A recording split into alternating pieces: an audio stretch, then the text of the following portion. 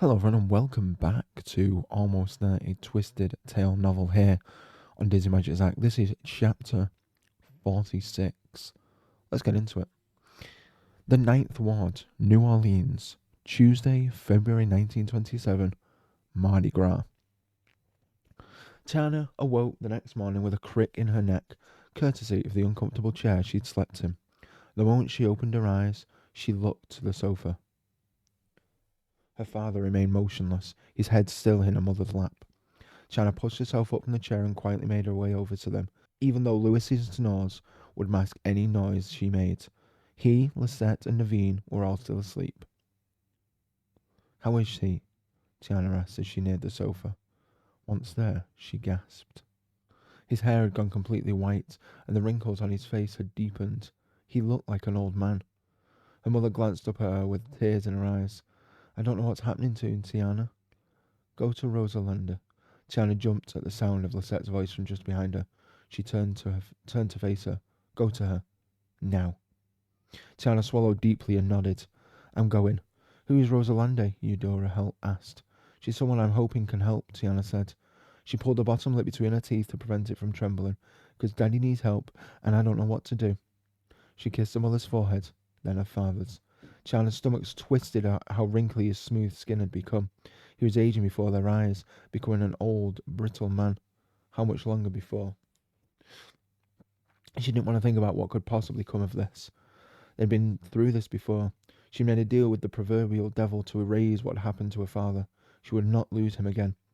"I'll be back soon, Daddy," Tiana whispered to him. "I'm going to figure out how to help you." She grabbed her purse from the hook near the door, then bounded down the porch steps. She went to the expense of hailing a taxicab instead of waiting for the streetcar to arrive. She would not pinch pennies. Time was of the essence. Tiana instructed the cab driver to take her to the corner of Royal and St. Anne's Streets in the French Quarter. That would put her exactly where she needed to be. Navigating through the thick fog made the drive more harrowing than Tiana's frayed nerves could withstand. The green sludge had reached the edges of the Ninth Ward. Pretty soon it would take over the entire city. By the time the cab driver pulled up to the building, her hands were shaking. She still wasn't sure if she could trust Rosalind. The flower monger had kept so much from Tiana, had perhaps even known who Tiana was before even ever introducing herself. Remembering their encounters over the past few months, and how Miss Rose would share all those gifts and her little drops of wisdom, Tiana now wondered if it had all been orchestrated, and to what end. Couple that with the infestation that had sprung from the Mardi Gras flowers the woman had given her, and the shifting imagery in the painting hanging on the wall at her restaurant, and Tiana wasn't sure Miss Rose was any better than Facilier. Had Rosalind put some kind of curse on her supper club? Was that the point of her gifts? No, she couldn't trust Rosalind. But her father's life was now at stake, and she had no one else to turn to. Tiana opened the gate of the red brick building and walked down the short colonnade that led to the courtyard. She spotted Rosalind standing before a row of planters filled with colourful blossoms, a watering can in her hands. It suddenly occurred to Tiana that the courtyard had somehow escaped the dense fog that encompassed the rest of the city. The dazzling pink roses, saffron freesia, and deep purple violets overflowing from the planters were a stark contrast to the drabness surrounding New Orleans. The air was redolent with the soft scent of lavender and sweet, tangy aroma of primrose. How had the woman managed to maintain such a beautiful garden in the midst of all this grey? "You're back." Tiana jumped as Rosalind turned and faced her. A serene smile played about her lips. "Happy Mardi Gras." She hadn't even considered that it was Mardi Gras Day. All the plans she made for the big celebration seemed so insignificant now. "Something's wrong with my daddy," Tiana said. "I came hoping that you could help him." "Help me help him." "Why don't we go inside?" Rosalind suggested. "We can have tea and talk for a bit." "I don't have time for tea," Tiana said. "Yes, you do," the woman stated in a firm voice that broke no argument. She set the watering can on the ground and started up a nearby flight of stairs, not bothering to look back to see if Tiana followed. When Tiana entered the small flat, she wasn't surprised to find it as colourful as a dress worn by the woman who lived there. The walls were painted a vibrant red, and curtains of sparkling bead hung in the doorways. "Please have a seat." Rosalind motioned to a chair at a large round table that was covered with a bright yellow tablecloth. Tiana balked. She would not just sit there and socialise while her daddy was growing into an old man. They were wasting time, Tiana started, but quickly quieted when Rosalind turned to her. "Please sit," the woman said. Then she smiled. "There is always time for tea." Tiana reluctantly fell into the chair. She fidgeted as she watched the woman walk over to the basket of flowers she'd been carrying when Tiana and Lisette arrived yesterday. She broke off several of the lavender stems and placed them into a pot on the cooker. Then she added water first to that pot, next to a kettle, lighting fires underneath both.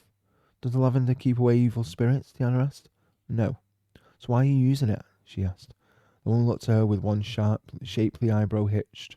Because of the pleasant scent, of course. She retrieved the tin from the counter and walked over to the table. There's nothing magical about those flowers either, Rosalind said as she scooped up a heaping teaspoon of dried flowers and placed them in 2 of the delicate teacups that sat on the table. We have a lot to discuss, and it is always best over a nice cup of tea. Tiana jumped at the piercing sound of a loud whistle, felt like a complete fool when she realised it was only the kettle. Rosalind carried the brass kettle back to the table, pouring the steaming water over the dried flowers, and then took the seat across from Tiana. A delicately floral scent permeated the air. Using a teaspoon, Rosalind swirled the flowers around the teacup until the water turned a colour that matched the caftan she wore, then brought it to her mouth and took a sip. She looked Tiana directly in the eye. Do you understand what is happening, Tiana? No, that's why I'm here. But she did know. At least she knew why this was all happening. Rosalind looked at Tiana expectantly. It's my fault, Tiana went on, her throat tight. Dr. Facilier warned me what would happen if I didn't do what he asked, but I thought he was bluffing. And now my daddy is dying. He's growing older and older. He's aged at least 30 years since last night. Is that so? Rosalind asked. You know, when I was a young girl, my mother always said, Tan Ali, lipa tunen. Time goes, it does not return. It's another way of saying that one can never return to the past. But maybe it is better to say that one shouldn't return to the past. Nothing good will come of that. I know that now, Tiana said. I never should have made that deal with Facilier. Look, what's happening to the city?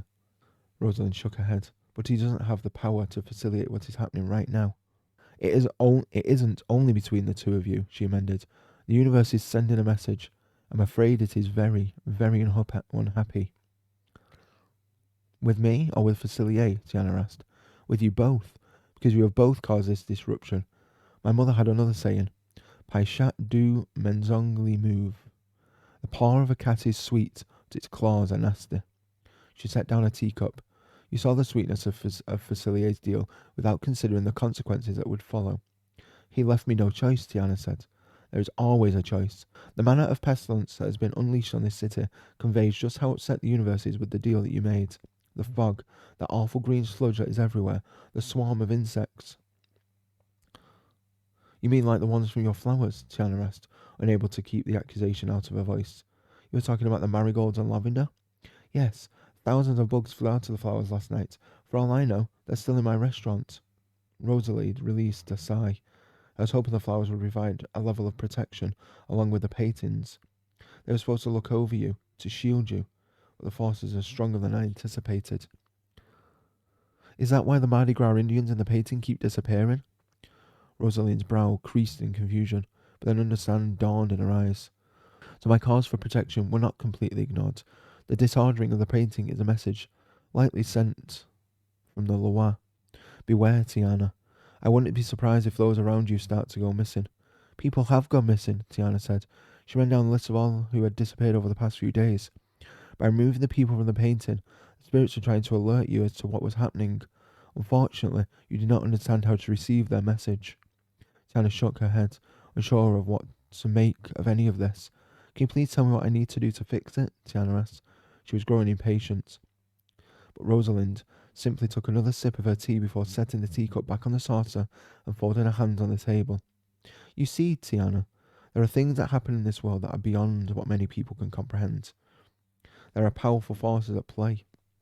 Most are good and cause no harm, but there are others that seek to wreak havoc.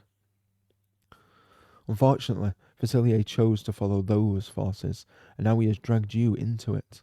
She pinched her lips together, a pensive look clouding her eyes.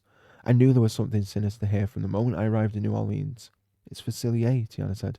People in the neighbourhood always would warn us about the Shadow Man and his... No. Rosalind stopped her. Do not associate what Facilier practices with voodoo. Voodoo delivers peace and goodness in the world. It offers healing to those who are sick and solace to those who are hurting. is about bringing joy into the heart, not misery and despair. Never confuse that what Facilier practices with the religion of my homeland. She let out a sigh. Facilier could have done much good in the world if he had taken the time to learn the ways of our people, but he decided he wanted to go the easy way. She rubbed her thumb and fingers together. Easy money. He wants more than money, Tiana said. Yes, he wants power. Always has.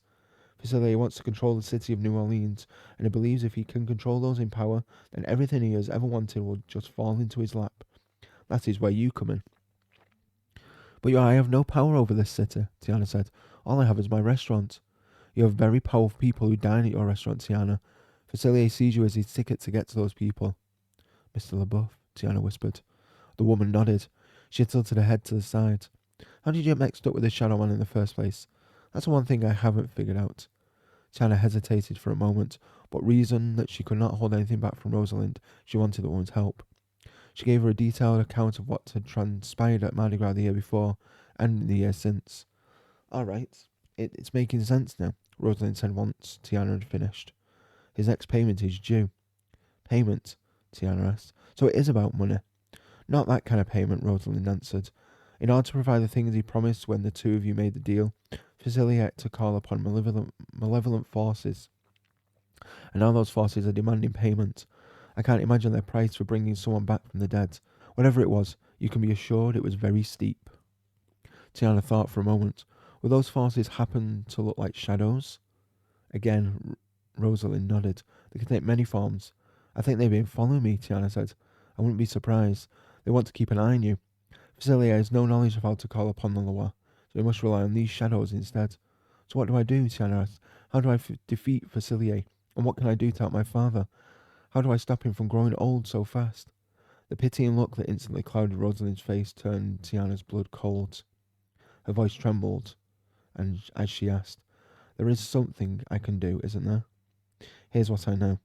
Rosalind sucked in a deep, cleansing breath and slowly released it. Folding her arms on the table, she nodded directly in the eyes. There is a symmetry to everything. You bargained for extra time with your father that he should never have been given, so I believe the universe is taking that time back. I've only heard of this happening once before, but those affected did not physically age. They were stripped of their memories and they... Miss Marjorie, Tiana said with a gasp. I don't follow, Rosalind said with a frown. Miss Marjorie in Buford and Mr. Smith at the fabric shop.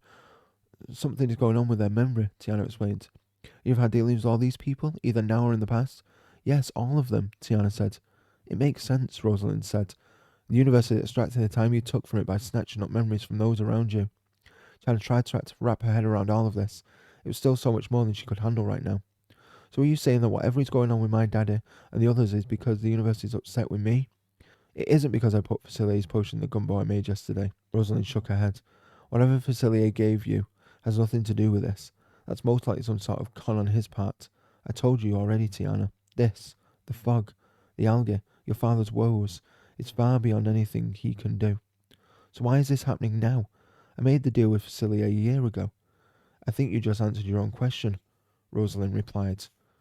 You're approaching the 1 year anniversary, which also happens to line up with Shrovetide, or Shrove Monday as they call it here.